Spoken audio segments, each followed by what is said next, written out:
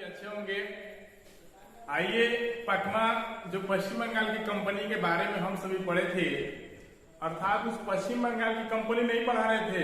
आप लोगों को सुन के ये आश्चर्य नहीं हो रहा होगा कि कहीं पश्चिम बंगाल की कंपनी की बात कर रहे हैं, नहीं, वो पकमा जिसके माध्यम से हम लोग नाउन के पांचों प्रकार को याद किए थे। P for proper noun, C for common noun, second C for collective noun, M for material noun और F फॉर एब्स्ट्रैक्ट नाउन। आया समझ में कौन से पकमा? चलिए आते हैं एक एक करके सबको समझने के लिए प्रयास करते हैं। सबसे पहला है प्रॉपर नाउन, व्यक्तिवाचक संज्ञा। नाम से ही ये अपने आप में झलक रहा है, इसका परिभाषा हो क्या सकता है? A proper noun is a particular name of anything. A proper noun is a particular name of anything, अर्थात कह सकते हैं दुनिया के जितने भी खास नाम है वो सब प्रॉपर नाउन है।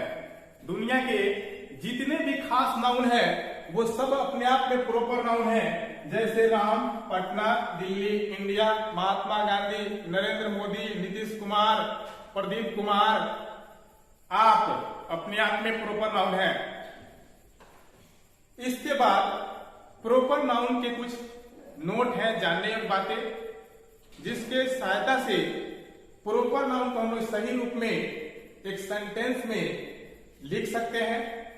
वो पहला नोट है, कहता है कि generally it is singular and get singular verb. यहां फिर से सिंगुलर वर्ब और सिंगुलर दो वर्ड है, अर्थात प्रॉपर नाउन सिंगुलर होगा और सिंगुलर वर्ब ग्रहण करेगा। दूसरा कहता है नोट कि it gets beginning with a capital letters. ये अपने शुरू का जो अक्षर है वो बड़ा अक्षर ग्रहण करता है। तीसरा नोट है, generally article does not come before A proper noun, अर्थात प्रायः प्रॉपर नाउन के पहले आर्टिकल ए, एन और द नहीं लगता है। आइए सेंटेंस के माध्यम से जानते हैं कैसे।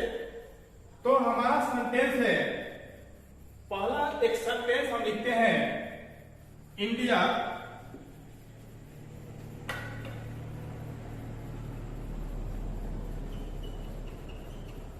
is a secular country। दूसरा, and India is a secular country। तीसरा, India is a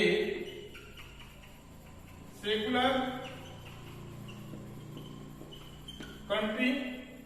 चौथा सेंटेंस हमारा होगा,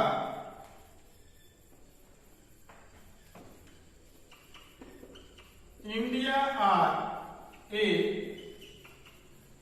सेकुलर कंट्री। अब इन चार सेंटेंस को, एक को मान लीजिए ए, दूसरे को बी, थर्ड को सी और डी।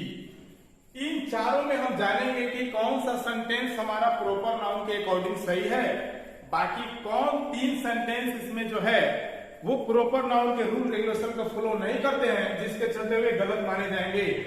तो सबसे पहले देखेंगे एक नंबर की, generally it is singular and gets singular verb, अर्थात यह सिंगुलर होगा और इसके साथ सिंगुलर वर्ब लगेगा। तो ए में सिंगुलर वर्ब है, ए में सिंगुलर वर्ब है, बी में भी सिंगुलर वर्ब है और सी में भी सिंगुलर वर्ब है, लेकिन डी में सिंगुलर वर्ब नहीं है। तो यहां हमारा डी गलत होता है, यानी डी को कहेंगे कि ये बिल्कुल गलत है। बचा तीन सेंटेंस। अब तीन सेंटेंस में देखेंगे दूसरे नियम को, it gets beginning with capital letters. ये अपने शुरू का बड़ा अक्षर ग्रहण करता है। यहां पे इंडिया प्रॉपर नाउन है, इसका पहला अक्षर बड़ा है। फिर यहां पे इंडिया प्रॉपर नाउन है, लेकिन इसका पहला अक्षर बड़ा है। यहां तक सही है, तीसरे ऑप्शन में आते हैं, इंडिया यहां पे प्रॉपर नाउन है लेकिन इसका पहला अक्षर कैपिटल लेटर नहीं है, ये हमारा ऑप्शन गलत माना जाएगा। बचा दो ऑप्शन। अब दो ऑप्शन में देखेंगे तीसरे नियम को, generally article does not come before A proper noun, यानी प्रायः किसी प्रॉपर नाउन के पहले आर्टिकल की कोई गुंजाइश नहीं होती है। उसमें यहां पे एन हमारा आर्टिकल लगा हुआ है और इस एन को हम आर्टिकल कहते हैं। ये एन इंडेफिनिट आर्टिकल होता है। आर्टिकल का चैप्टर जब करवाएंगे तो उसमें आपको क्लियर करेंगे डेफिनिट आर्टिकल, इंडेफिनिट आर्टिकल। लेकिन थोड़ा सा यहां जान ले कि ये आर्टिकल एन है तो इंडेफिनिट आर्टिकल है, तो ये भी सेंटेंस हमारा गलत माना जाएगा। और तीनों नोट के हिसाब से हमारा पहला जो सेंटेंस है इंडिया, अर्थात इंडिया का पहला अक्षर कैपिटल, और इंडिया प्रॉपर नाउन है तो प्रॉपर नाउन सिंगुलर होता है और सिंगुलर के साथ वर्ब भी सिंगुलर ग्रहण करता है, तो यहाँ पे वर्ब भी इसका सिंगुलर है और इसके पहले कोई आर्टिकल नहीं है, अर्थात ये सेंटेंस हमारा सही माना जाएगा। आप सभी पूरी बारीकी से इसको पढ़िए, एक बार नहीं बार बार देखिए। अगर समझ में नहीं आता है कुछ तो इसके कंसेप्ट क्लियर करने के लिए मैं आपके लिए फिर से वीडियो बनाऊंगा। आप कमेंट करना ना भूलें, आप कमेंट करें आपने क्या समझा, कितना समझा, ये वीडियो आपको कैसा लगा। तब तक के लिए जय हिंद।